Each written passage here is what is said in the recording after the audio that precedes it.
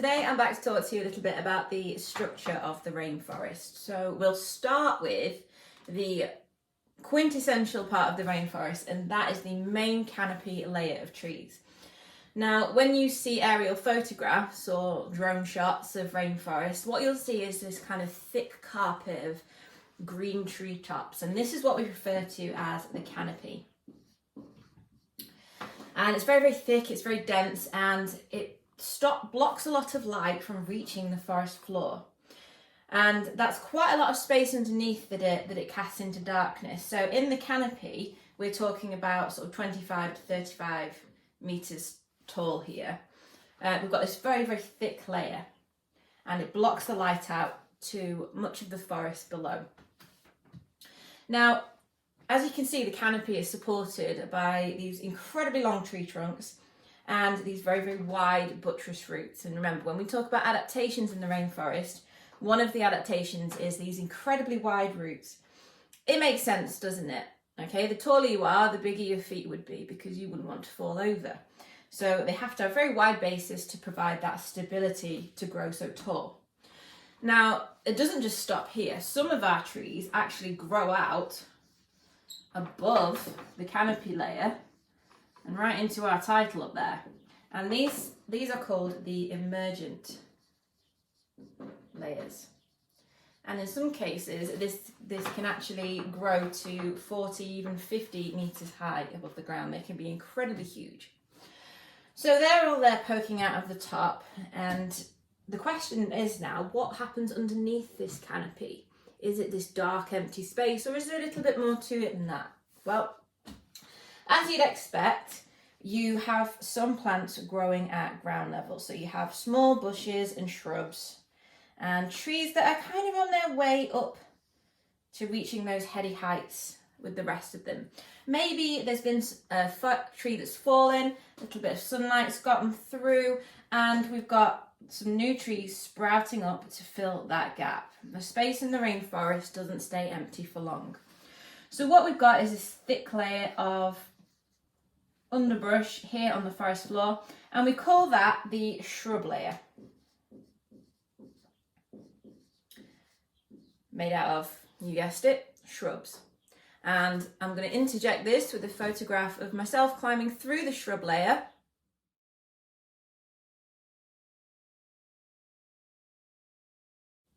When I was on a trip in Vietnam. So you can see how dense the forest floor is. You can't see very far at all. So we've got our shrub layer, our canopy, and our emergent layer. And then that accounts for the space between here. Now, it might be tempting to think that there's nothing in this space, but actually we've got quite a lot of variety of plants and animal species here as well. Because what we tend to get is vines and what we call epiphytes growing up these trees. These are the kind of plants that wouldn't make it to these heights on their own, but they're still desperate for that sunlight that they really need to grow. So what happens with those is they'll kind of piggyback, whether they're vines or these epiphytes that grow up, whether they twist around the other trees and they tangle themselves around. We end up with this layer of really interesting plant life that we call the understory. And you might hear it referred to as the under canopy as well. And that refers to this space between the shrub layer and the canopy where we've got all this interesting variation of plants going on. But it doesn't stop there. We also need to take into consideration the ground level.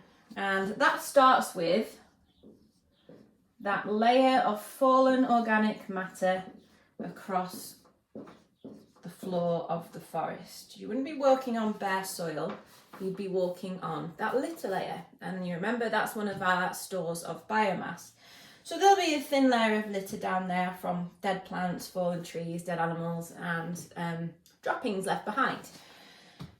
Well, then that's simply not the end of our ecosystem, is it? We also have to take into account that layer underneath. Now, a common misconception when it comes to rainforest soil is that it is very rich and healthy and full of nutrients.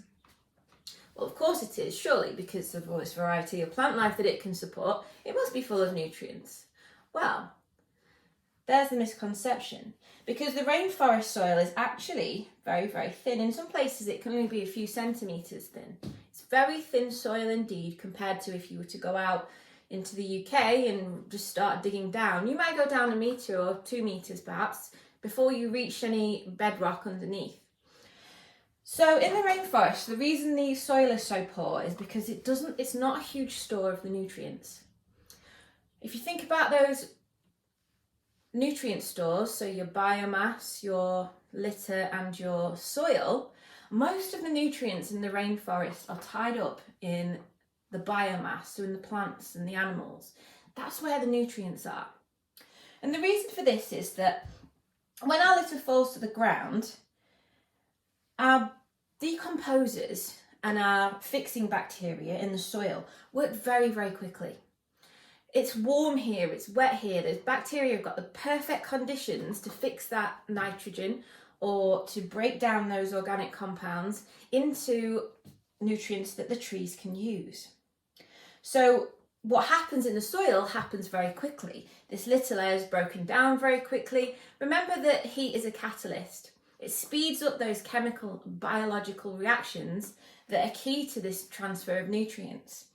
So the soil in the rainforest is kind of this really red colour, but it's very poor in nutrients because as soon as that leaf litter starts to hit the floor, it starts to decompose. It's broken down by the bacteria very quickly because of the heat in this part of the world, and it's taken up by the trees to be stored there as these huge ginormous plants or bushes or vines or epiphytes. So that's one of the key things to remember about the rainforest structure, is that the soil layer is actually very thin and very nutrient poor. And what that means is that once the trees are removed, it's actually quite vulnerable to a soil erosion, because once the roots are removed, there's not really much holding it together. There's only a thin layer to begin with. And I'll leave it up to you to decide whether you think this is going to be very good farming soil. If you were planning to clear fell this area and put a farm on this, how long do you think that would work for? Something to think about.